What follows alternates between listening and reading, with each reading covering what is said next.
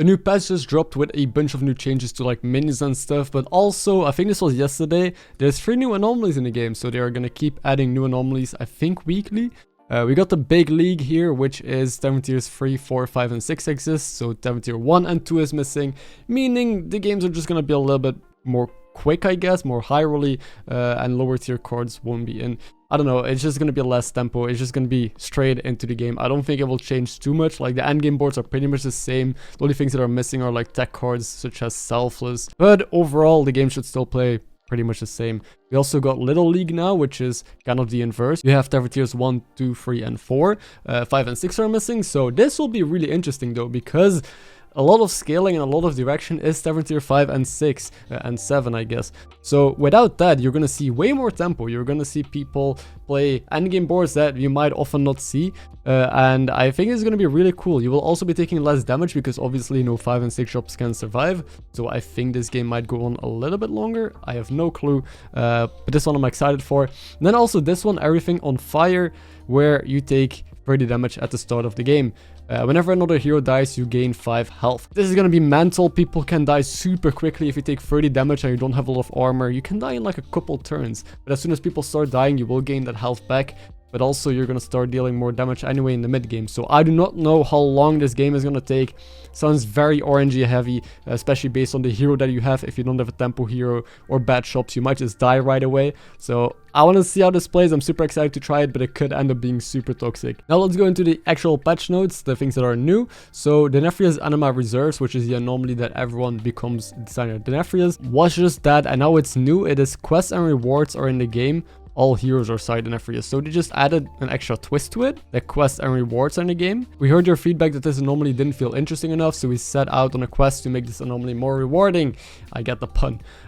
So double quests, double the fun. I think that's a good thing today, because a lot of people think this is boring, me included. I haven't played with it. I think it was removed pretty quickly because it was also bugged, but they spiced it up. I like it. We'll see how it plays now. So I'm super happy that they're like 1 week later already completely changing a lot of things, buffing, nerfing. We're gonna see that in a bit, but I'm happy with the pace at which they responded to feedback. Friends and Family is a Dark Moon prize where minions cost 1 less. You were quickly able to go completely infinite with this, because if you don't know, there's a prize lobby where you discover prizes instead of triples. With that, you could easily just discover this a couple times. Everything costs free. I got a video on that as well. They removed Elise, I'm pretty sure, from this lobby, because that was the main way to easily get this going with all the golden monkeys and all the guaranteed triples and therefore discovers. But that doesn't seem to be enough. Instead, they changed the quest reward where now minions in the tavern cost 2. So stacking this doesn't matter. If you play this a second time, nothing is gonna change. You can only reduce minions by 1. So going infinite, no longer an option, which I think is a good thing. You know, that's definitely good. But I think this is not an amazing spell then to hit later on in the game. Like, it's good to play maybe once, but yeah, it doesn't stack anymore, so that's kind of gonna hurt. They also changed the anomaly pool a bit, where some of these will now appear less frequently, because I've also had this happen myself. I've played quite a bit. You see a lot of the same anomalies offered. Like, I've played a lot of the same anomalies over and over, and some of them are pretty boring. While a lot of the like interesting and exciting ones, for example, where minions cost 1 gold and sell for 0, I've not been able to play yet. There's a lot of them that I did not get offered yet, so it's good to see them tweak this a bit. But Might of Khazgoroth and Fortitude of Khazgoroth, I assume that's the health and the attack. Like, on both sides, it takes the higher of the two. I assume those will now appear less frequently. The single tribe lobbies will appear less frequently, which is good. I think those are pretty toxic. They're kind of feeling like a coin flip. Like, a lot of people have mentioned that, where if everyone just plays the same tribe, it becomes pretty stale and the game plan is just not very interactive, I guess. And also Finicky Hourglass, which is everyone starting at Tavern Tier 2. I've actually not been able to play with this a single time yet, but that's now also offered less frequently, probably because it's not as much fun. Like, starting at Tavern Tier 2, it doesn't change the game like an insane amount, apparently. Anti-Gravity Stadium is also removed from the anomaly pool. What is the anti-gravity stadium? Minions in the tavern have their attack and health swapped. Also something that I've not been able to play with yet, but that being removed does make a lot of sense, because it's not super interesting either. We've seen it being played, or at least I've seen it being played, and most minions don't really get affected too much by this. The game still plays relatively the same, so it seems like a lot of the boring ones just are offered less often, or are just removed from the game completely, or changed like desired in the previous one. There's also anomalies that appear more frequently, which is Prudence of Amethyst. You'll have to excuse me, I don't know all of the names yet, but that is unspent gold carries over to the next turn. If you have saved at least 5, you gain 1 extra. Again, one that I have not been able to play with yet, but one I really want to try, so that one should appear more frequently now. Wen's Shifting Disc, where every hero is most in Wen.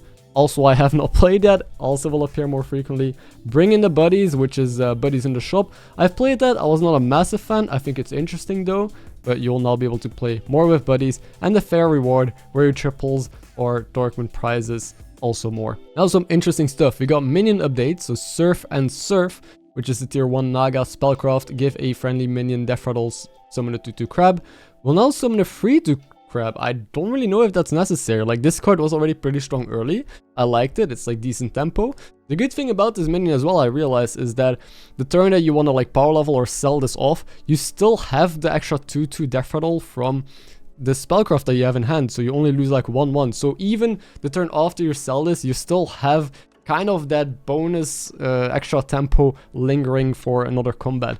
So I really like this card. It's pretty flexible. Again, it's not an endgame unit. You don't want to play this in the endgame. It just got even stronger. I'm not sure why, but it's stronger. New Zhao. I really enjoyed this card. It was a tier 6, 7/6, and whenever it attacks, it deals its damage to another minion as well on the board. Like, it's kind of a interesting cleave. And now it's tier 5. Honestly, really strong card now. I already saw some play on tier 6. I already loved playing with it in like menagerie boards. So whenever I had scaling going, even with Rock, I think it was a pretty decent card. A bit situational because again, tier 6, you hit it a little bit late.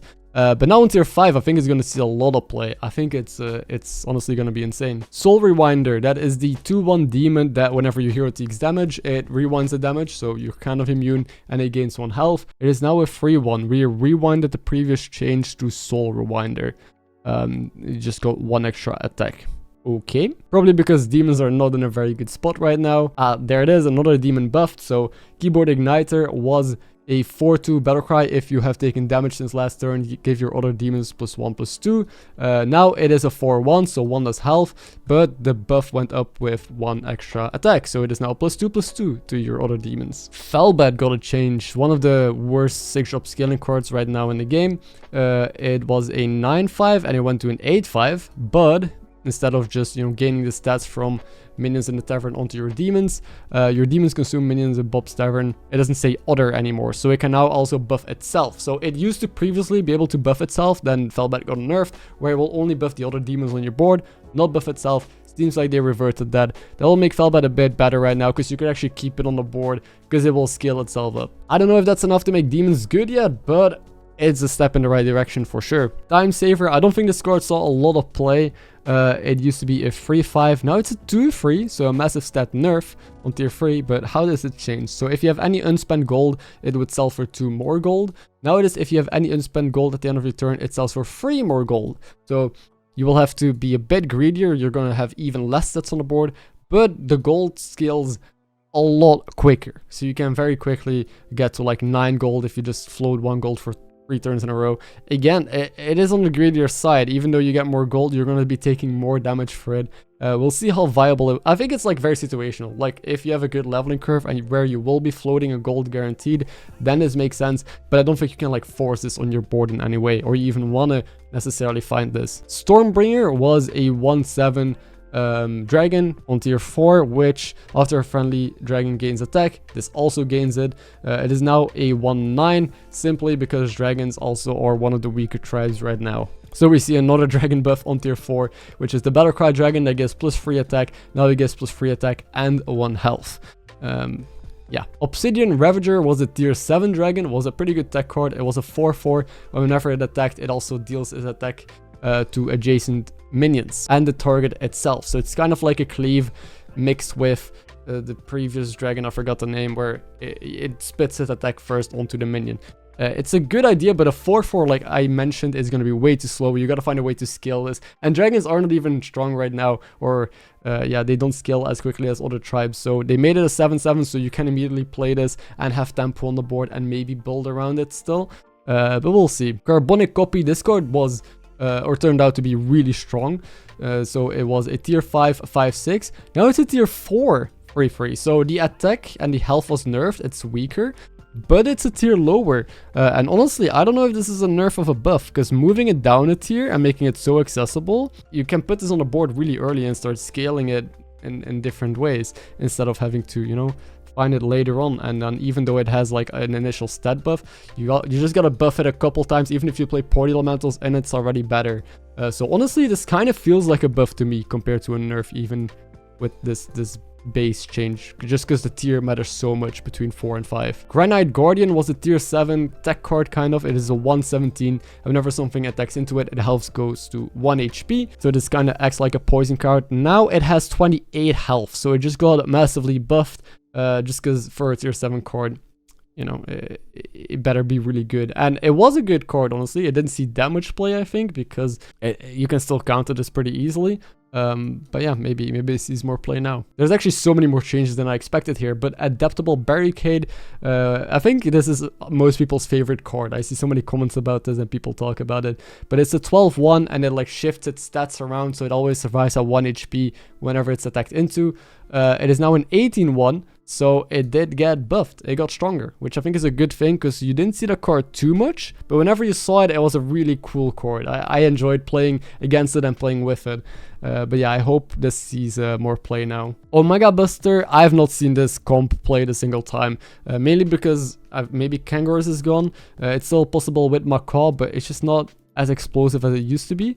So I think it's buffed here. Therefore, summon 5 1/1 microbots, and for each one that doesn't fit your max game +1/+1. Now it's back to 6. I think it used to be 6 before, so they kind of reverted to nerf, and this will basically just be a +1/+1 bonus on your board most of the time. Sanguine Champion is a tier 7 Quillbore that on Battlecry and Death Rattle will give your gems +1/+1. This didn't see a lot of play because you can already scale your gems so much early on with a lot of the, you know, gem scaling on tier 3 and then with the beast taunt, for example. So by the time you found this, you were already just scaling up your board with generation. But it is now an 18/3, so they doubled the attack on it, which is kind of insane. Sore Loser is, or was, a 1/4 where your undeads have extra attack equal to your 7th tier. Now it's a 2/4 and your other undeads have extra attack to your 7th tier, so it doesn't buff itself anymore. So they give it 1 extra attack, doesn't buff itself anymore. Okay, so this card gained Taunt and Reborn whenever Avenge 4 triggers, so 4 things died on the board. It just bumped up with 1 attack, so it seems like they're kind of buffing, or in this case nerfing, I guess just changing Undead. And Undead is in a decent spot. I think he can win lobbies right now. Like the 5-drop that scales up attack, the new one is really good. And this is exactly the one that I talked about, speaking of the devil. So this used to be a 1/8, now it's a 2/9. So it was Avenge 2. To give your undeads +1 attack for the rest of the game. Now it's Avenge 3, which is a big change. So for example, if you have 6 Avenge, like 6 other minions on the board, this would trigger 3 times. Now it only triggers twice. So you already lose 1 attack in that combat. So this is a pretty big deal, but I do think that attack scaling was a little bit too easy on Undead, and I guess they just changed the base stats kind of to make it a little bit better. Recurring Nightmare is a 7-drop that was buffed from a 5/5 to an 8/5, which I don't think this needed a buff. I think this was a very toxic card already. Like, I've seen people lose to it, and I've lost to it myself, and then suddenly you take like 30 plus damage from the couple Recurring Nightmares still surviving on the board. I don't think it needed this, but it is a situational card, you know. I think it just didn't see a lot of play, or it doesn't have a high win rate, because when people just play this, very often they don't have the good setup for it yet, or I don't know, maybe the stats might have been misleading, but I do think this card is really good. Fairy Tail Caroller, this card has been fun to play with. It was a 2/4. Whenever you lost your last combat, you give your other minions +2/+1. Now it is a 2/3. But it gives +2/+2, so it now gives +2/+2 to your entire board if you lost your last combat. That's pretty good for just the 1 health nerf, which nobody cares about. Like, you don't play this card to keep it on the board. Those are all the changes. There was a lot of changes, but we get minion pool updates. They're removing some minions. Razorgore is gone for dragons. Okay, that card is like whatever. Baby Crush, which is actually a very important beast, a very good tempo spike on tier 5 as well. Dynamic Duo, which Quillbores used to really like. Right now it's not that good anymore, mainly because you're scaling up gems and getting the extra +1/+1 for a gem doesn't really matter. and Inventomatic. But they are returning 4 minions instead. So for dragons, Razorgore was gone, and we get General Drakiseth, which is the one that they removed as well at the start of this season, so it's good to see it back. It's the, I think it's the 5-drop that on Battlecry gives you a 2-1 in hand that gives +5 attack, you know, the kind of a tokenish card. Tavern Tempest, which is the Battlecry Elemental on tier 5 that gives you another Elemental in hand. This makes APM Elementals even better, and Elementals was already good, so I'm a little bit scared to see this in here. Bonker, which is another way to generate gems for Quillbores on tier 4, so that's pretty good. I think overall both Elementals and Quillbores here got a buff, and I don't think those were the tribes that necessarily needed a buff. And also Kaboombot is back, so Kaboombot is just a bomb on tier 2. And that's it for the patch notes. I honestly didn't expect to make this video, but they are doing a lot of changes very quickly on, so I'll keep you guys in the loop. Thank you for watching, and have a good day.